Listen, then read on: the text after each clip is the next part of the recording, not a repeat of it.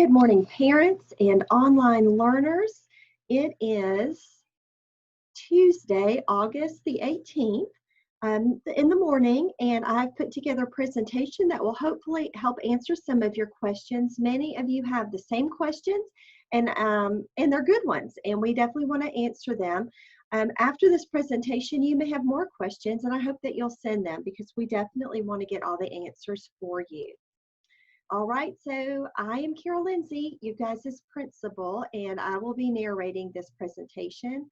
I'm principal of both buildings, the primary and elementary. So if you have a question, sometimes it's best to just send me an email because you can catch me no matter where I am by email. And also, you guys do a great job when you send me an email. You send me a snapshot if there's something that's not right. It helps me so much to help you that way. So keep doing that. It's working well. Okay, guys, just something to remember. Significant adult help at home is required with this online learning business. I'm sure you've already discovered that. You are the child's learning coach, and we are so happy to help you. You've made this decision for the best of your children and your family, and we want to support you. So welcome to education, guys. Again, here is the screen that just explains how to log in as a student and as a parent in PathBlazer. I will share this presentation, just the hard copy, so you can use any links that you would like. Okay, so let's remember that independent reading is very important for your children. Students can check out books from our libraries, and they can also take AR tests from home. I'll tell you a little bit about that. This is just a screen that helps explain what at least 15 minutes of reading every day does for your child. You see the greatest effects happen around the 35-minute mark. And it depends if you're a kindergarten parent or a fourth grade parent, how your child reads. This may be reading with you or reading a page, or the child reads out the sight words and things like that. As they begin to build their phonics skills, they can work that way. But definitely reading with your child is super important, and your child reading independently, if they're able to read independently, is very important.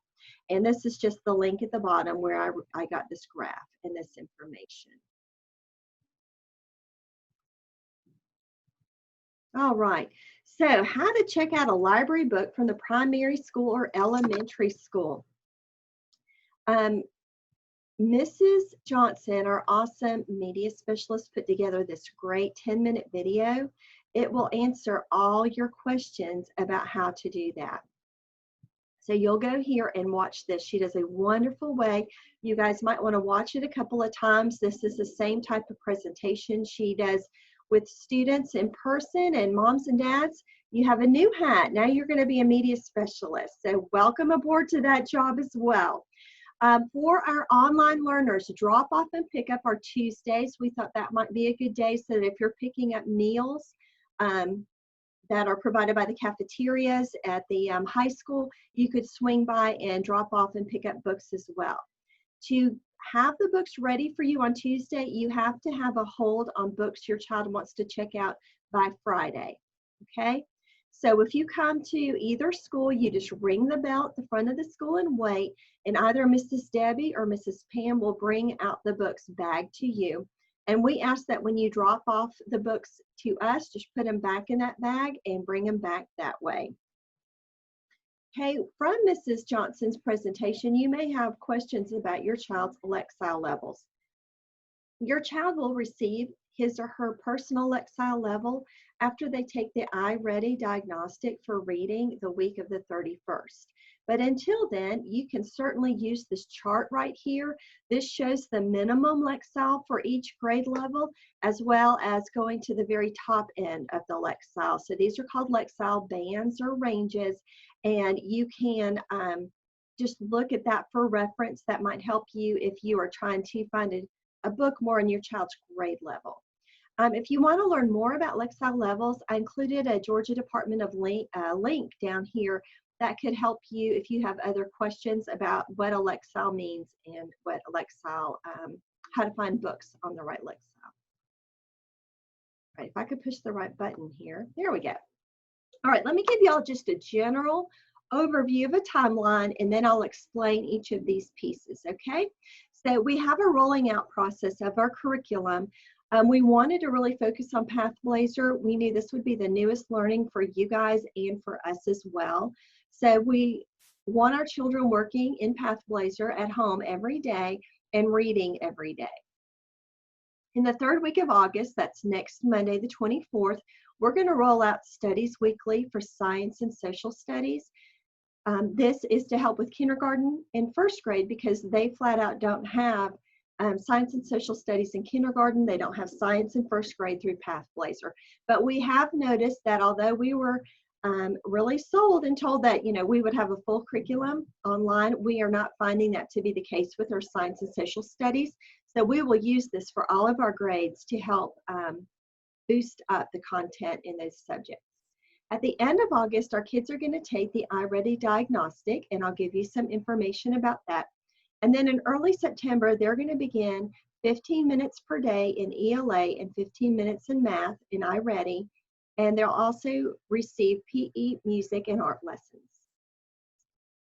Okay, so let's talk about PathBlazer. This is the source of probably yours and my greatest frustration at the moment, but it's okay, you guys. We're going to work through it and make it work, okay? So just general information, like I mentioned. There's no science or social studies available for kindergarten within PathBlazer. There's no science available in first grade. We knew that going in, and so we already had our Studies Weekly as our option. And overall, we are not finding as much content as we would like in science and social studies on any grade level. So we're going to use our Studies Weekly to supplement, and I will share more information later with you in this presentation. Back to PathBlazer, all of the assignments are set up for the first 9 weeks. I have sent you guys some reminds about the LA Extension tab, and you guys have sent me some great feedback about that. Mainly, teachers have made assignments through the LA tab. LA Extensions is considered supplemental to PathBlazer, but I have noticed, and you have also told me, that sometimes you have to use it to reference things that are in the LA tab. So you might have to use it. Also, as the grade levels progress, it appears that writing is more prevalent in the Extensions tab. So as your children get older, like in 3rd and 4th grades, they're going to have assignments more likely in the LA Extensions for writing. Quizzes, all the kids on PathBlazer have 2 opportunities to take a quiz. It is important for your kids to understand the material before taking the quiz. Remember, just as the teacher would review the content with a student before they took a test, that would be something as a learning coach that you would do at home, and that's just part of that parent support with the child, is helping them review before they take a quiz so that they, when they take it independently, they can do their best.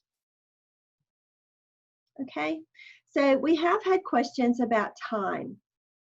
When we first started this, we were told by the PathBlazer people that a child should spend 1 hour in ELA, 1 hour in math, and 30 minutes in science and social studies every day. However, let's look over into the middle column. I will tell you that all the teachers assign work for 9 weeks.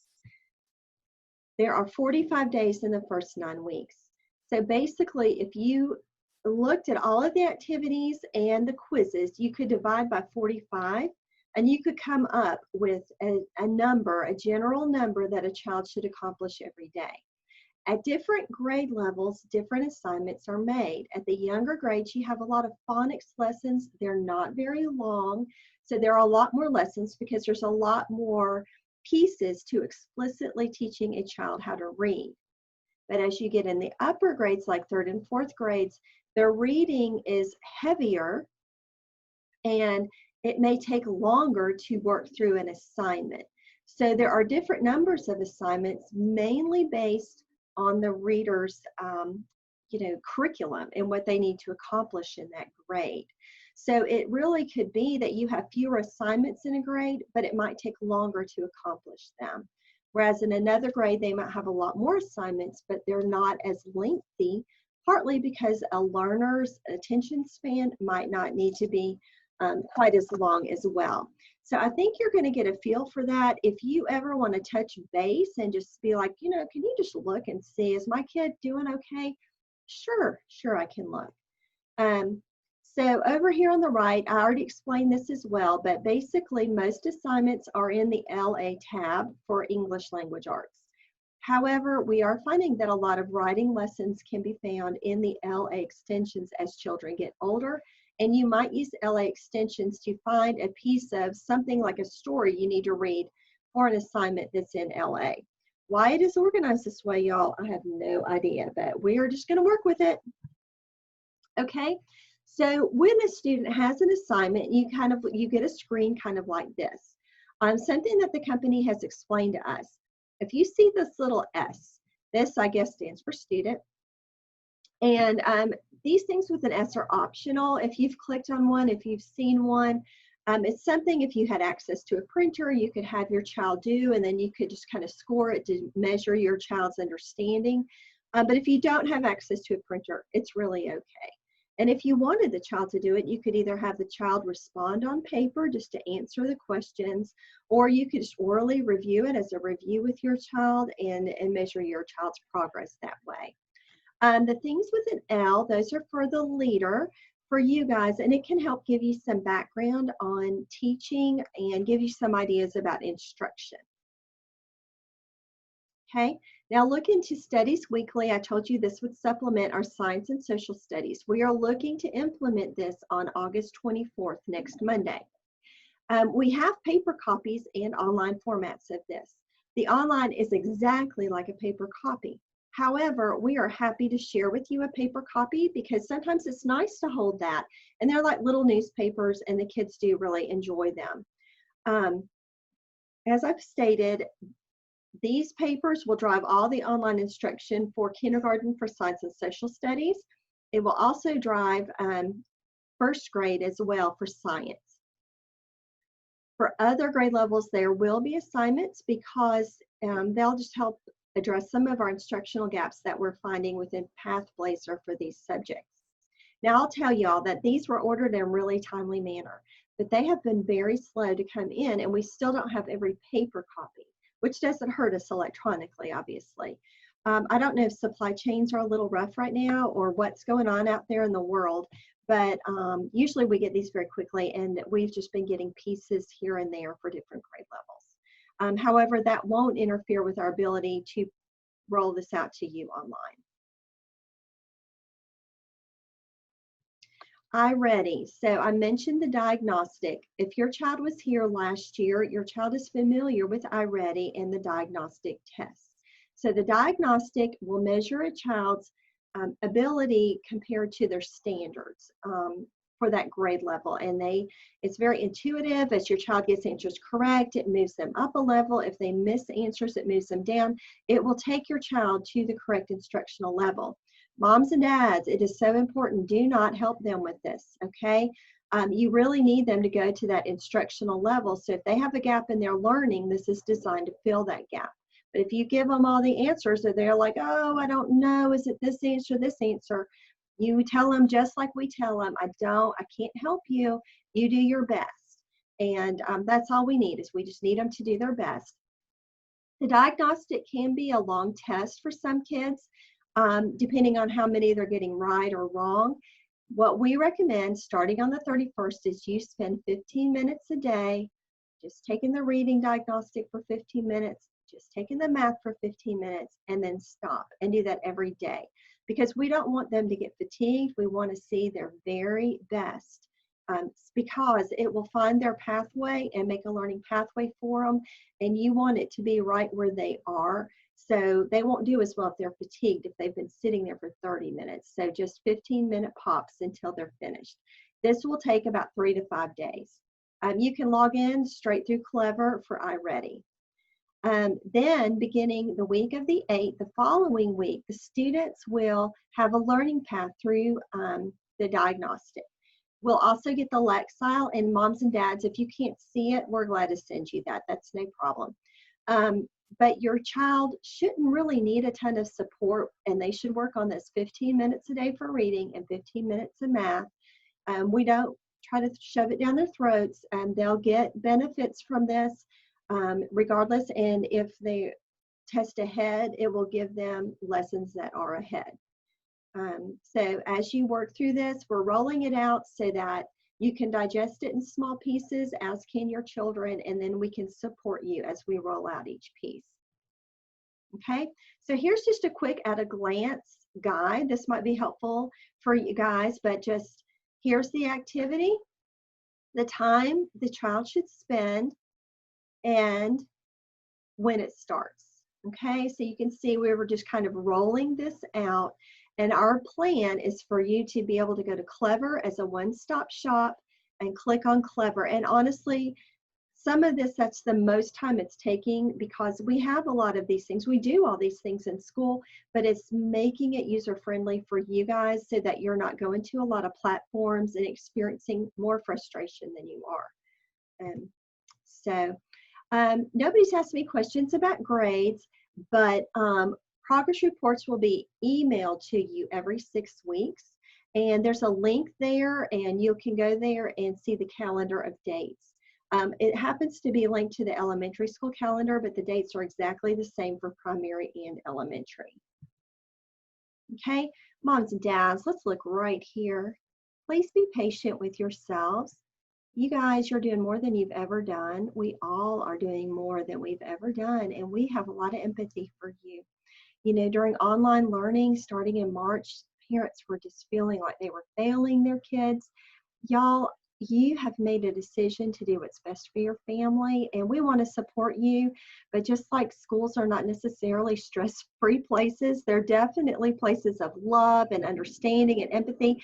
But the first of the year is very stressful, whether you're in person or online. So you just take some deep breaths sometimes when you need it, because it will be okay. Okay?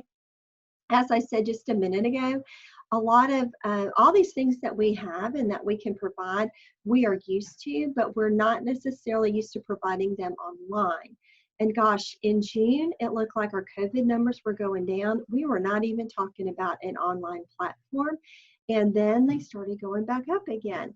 So there have been times it's been a bit of a roller coaster in preparation, because at one point we thought we were coming back in person, no problem. And then everything changed. And so what we really want to do for you guys at home is streamline things. So it may take a little longer to get it out to you, but we want you to go to Clever and click on something and it will work. And it takes a little more fine tuning on our end, as we are also providing instructional technology for all of our in-school. But we really appreciate your patience. You guys have been great to work with, and you ask great questions.